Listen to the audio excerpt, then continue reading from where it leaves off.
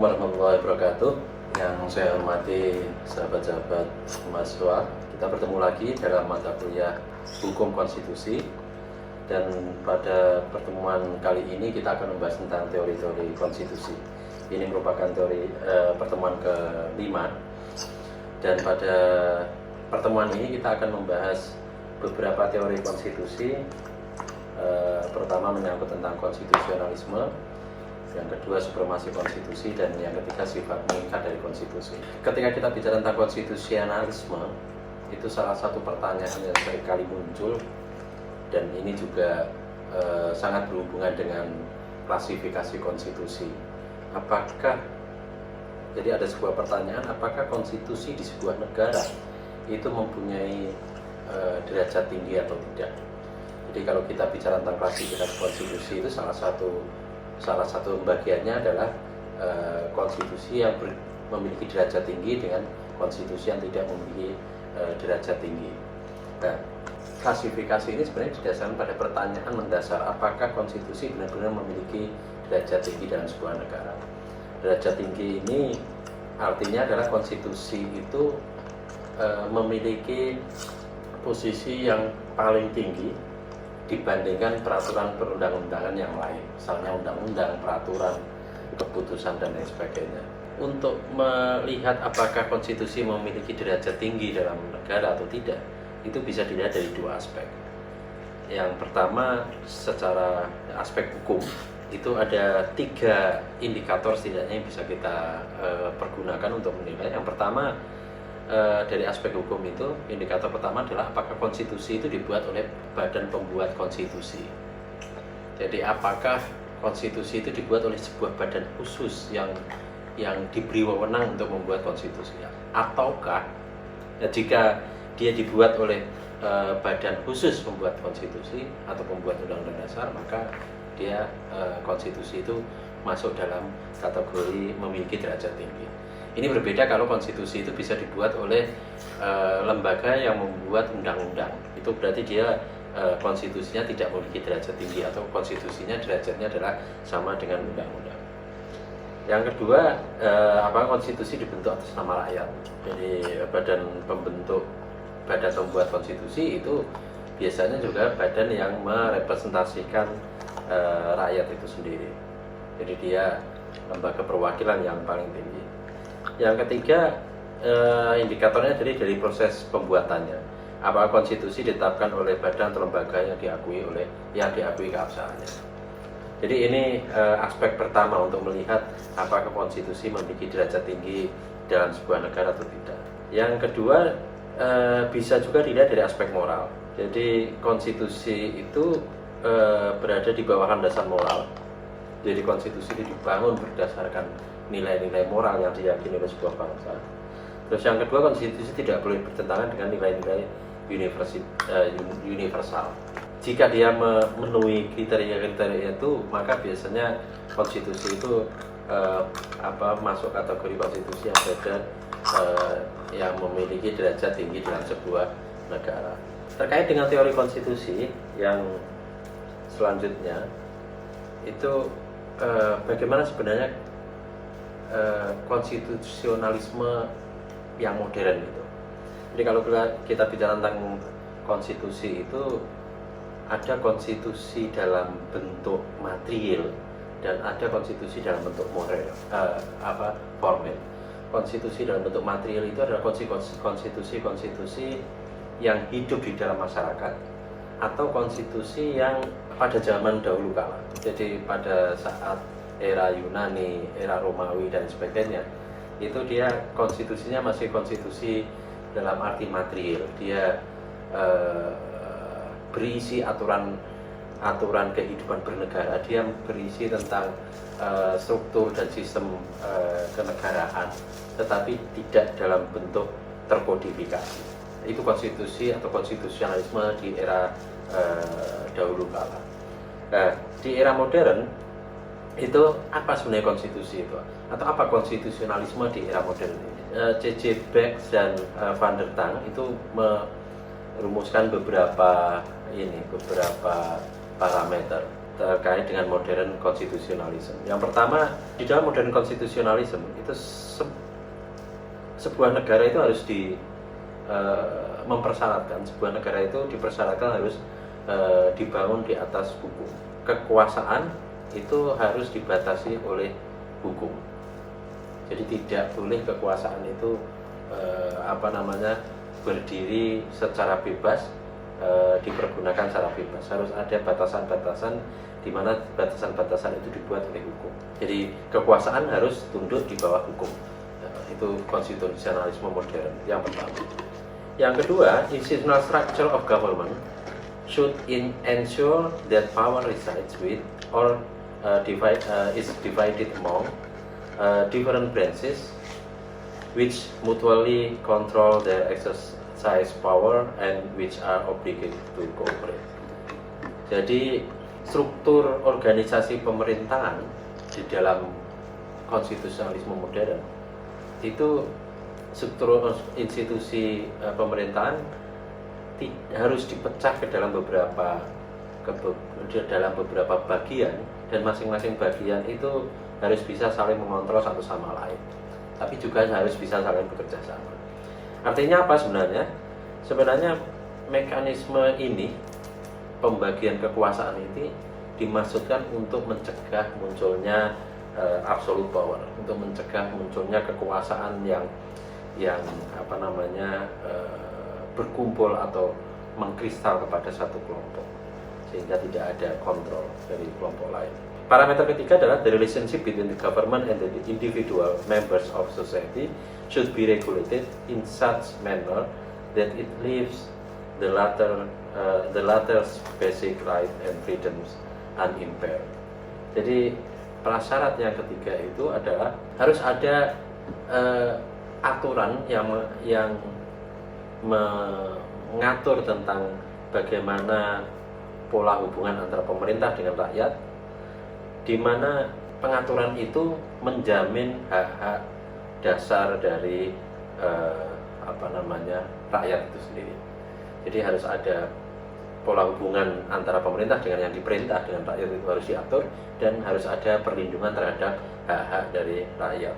Selanjutnya harus ada institusi pengadilan yang independen dari pemerintah untuk melakukan fungsi-fungsi penegakan hukum. Itu adalah salah satu prasyarat keempat dari modern konstitusionalisme.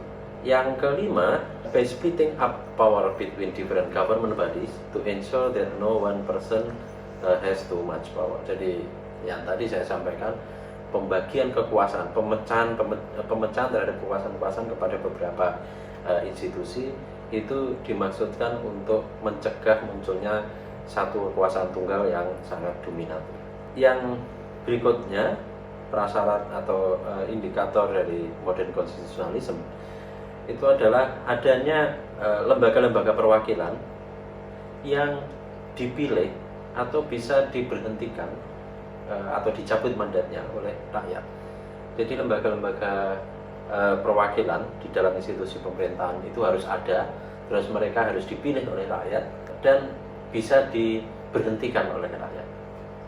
Jadi ada mekanisme pemilu untuk memilih wakil-wakil rakyat, dan ada mekanisme untuk memberhentikan mereka yang dianggap berkhianat terhadap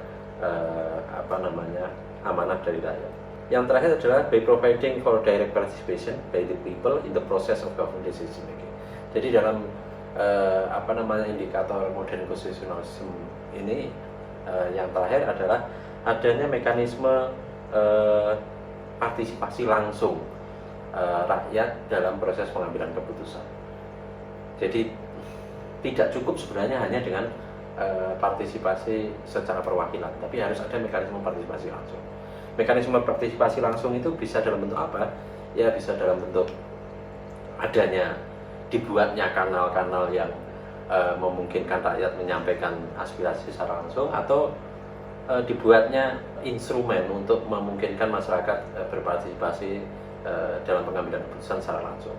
Instrumennya bisa melalui pemilu itu partisipasi rakyat secara langsung dalam memilih, atau recall dalam memberhentikan, atau referendum, atau inisiatif dan lain sebagainya. Jadi itu teori tentang konstitusionalisme. Jadi tentang konstitusionalisme dalam era modern itu ada beberapa prasyarat itu yang menjadi indikator sebuah negara itu menganut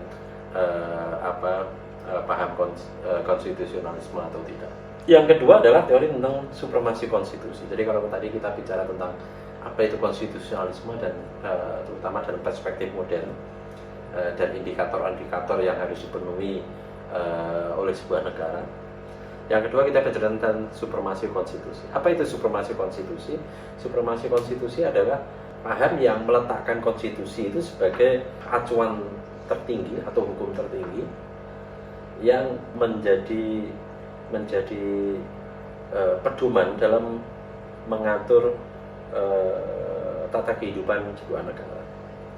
Dalam supremasi konstitusi itu digambarkan bahwasannya rakyat sebagai pemegang kedaulatan itu membangun kesepakatan bersama untuk membentuk sebuah negara dengan menyatakan cita-cita yang ingin dicapai dan prinsip-prinsip dasar yang harus diwujudkan untuk mencapai cita-cita tersebut, dan itu semuanya tertuang dalam konstitusi.